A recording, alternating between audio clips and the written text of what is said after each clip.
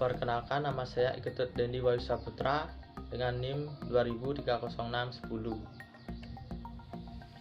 Pengertian sorting. Sorting merupakan suatu proses untuk menyusun kembali himpunan objek menggunakan aturan tertentu. Sorting disebut juga sebagai suatu algoritma untuk meletakkan kumpulan elemen data dalam urutan tertentu berdasarkan suatu atau beberapa kunci dalam tiap-tiap elemen. Ada dua macam urutan yang bisa digunakan dalam suatu proses sorting. Yang pertama, ascending, urutan naik, mengurutkan dari data yang mempunyai nilai paling kecil sampai paling besar. Yang kedua, descending, urutan turun, mengurutkan dari data yang mempunyai nilai paling besar sampai paling kecil. Di sini ada beberapa metode yang saya ketahui. Yang pertama, insertion sort, yang kedua selection sort, yang ketiga bubble sort, yang keempat radix sort, yang kelima quick sort. Di sini saya akan menjelaskan yang selection sort.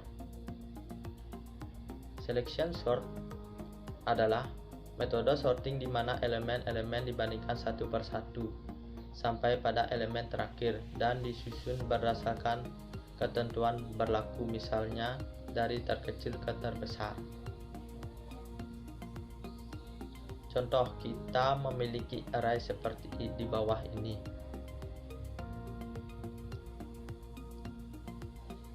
Ini adalah urutan bagaimana program akan berjalan. Nilai paling kiri akan dianggap nilai paling kecil untuk sementara yang akan dibandingkan dengan indeks selanjutnya. Kita mulai dari 2. Apakah 2 kurang dari 6? Ternyata benar, maka 2 akan dibandingkan dengan indeks selanjutnya. 2. Apakah kurang dari 1? Ternyata salah, maka yang akan dibandingkan selanjutnya adalah 1. 1. Apakah kurang dari 5? Benar. Nah, karena tidak ada indeks lagi di sebelahnya, maka 1 adalah bilangan terkecil. Karena posisi 1 sudah tetap, maka kita membandingkan indeks berikutnya, yaitu 6. Apakah 6 kurang dari 2? Ternyata salah, maka yang akan dibandingkan adalah 2. 2. Apakah kurang dari 5? Ternyata benar, dan tidak ada lagi di sebelahnya, sehingga 2 bilangan terkecil selanjutnya. Lanjut ke indeks yang selanjutnya, 6. Dibandingkan dengan 5, apakah 6 kurang dari 5? Ternyata salah, maka 5 lah bilangan terkecil selanjutnya, sehingga urutan terakhir menjadi 1, 2, 5, dan 6. Ini adalah implementasi dari selection sort. Yang pertama, kita perlu library standar. Line keempat sampai dengan 9 ada fungsi tukar in, berfungsi untuk menukar nilai A dan nilai B dan disimpan dalam tempat penyimpanan sementara. Ini digunakan dalam fungsi selection sort nantinya untuk menukar nilai-nilai sehingga data menjadi terurut. Lalu di line 11 sampai 15 ada void tampil untuk menampilkan nilai sebelum diurutkan ataupun setelah diurutkan. Lalu di bawahnya ada fungsi selection sort.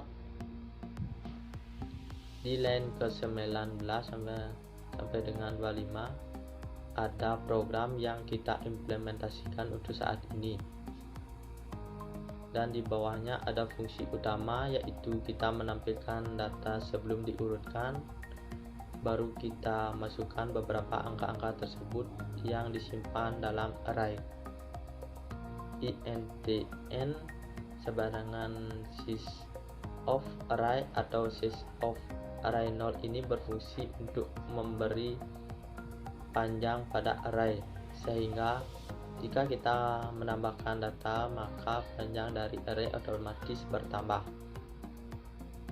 Di sini ada fungsi tampil untuk menampilkan data sebelum diurutkan. Lalu selection sort adalah fungsi untuk mengurutkan data, dan setelah terurut saya tampilkan kembali data yang telah diurutkan. dan ini adalah program output yang saya buat. Pengertian searching. Searching adalah proses menemukan nilai tertentu dalam sekelompok data yang bertipe sama. Ada dua metode searching. Yang pertama, sequential search, yang kedua binary search. Di sini saya akan menjelaskan sequential search. Pada sequential search, pencarian dilakukan dengan membandingkan angka yang dicari dengan data yang tersedia satu persatu hingga ditemukan data yang dicari. Contoh, kita memiliki array seperti berikut di bawah ini. Yang pertama, tentukan data yang ingin dicari, misalnya 7. Proses dimulai dari array indeks ke 0. Apakah indeks ke 0 sama dengan 7? Tidak. Lanjut, apakah indeks ke 1 sama dengan 7? Tidak.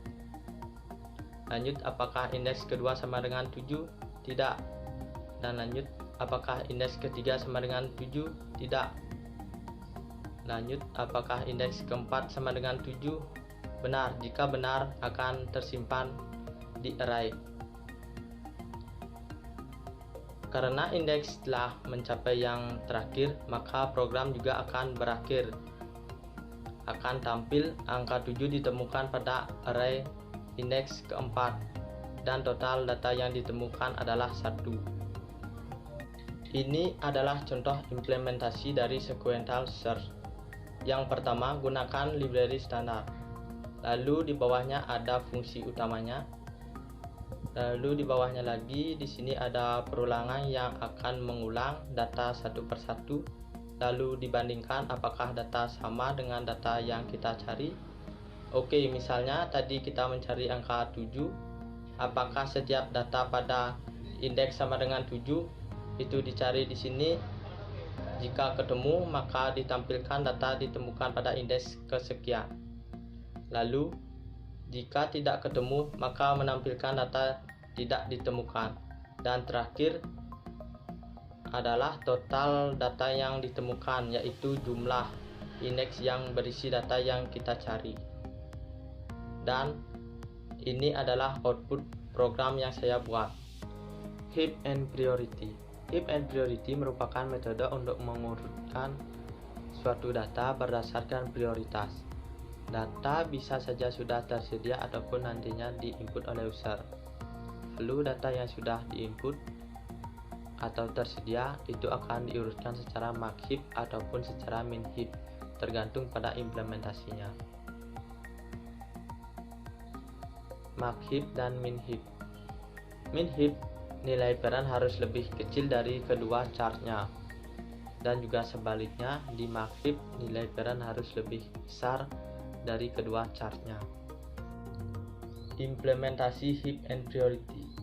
Di sini kita masukkan library standar dan tambahan queue, karena kita akan mengimplementasikan dengan bentuk antrian.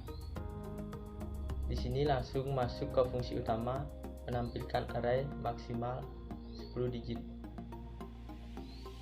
Di sini ada int n untuk menginputkan jumlah data, nantinya beberapa banyak data yang ingin diurutkan oleh user.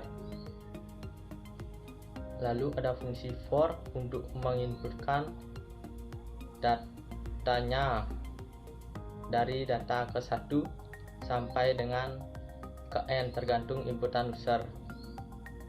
Lalu ada priority queue in pq, fungsi untuk menginputkan datanya ke dalam priority queue. Lalu saya menampilkan data yang telah diurutkan. Sebelum itu kan mengurutkan fungsi while, yaitu jika priority queue tidak kosong maka pengurutan data yang ditampilkan data yang teratas. Lalu data yang teratas tersebut akan dimasukkan ke dalam urutan. Begitu juga seterusnya hingga data habis. Dan ini output yang dihasilkan.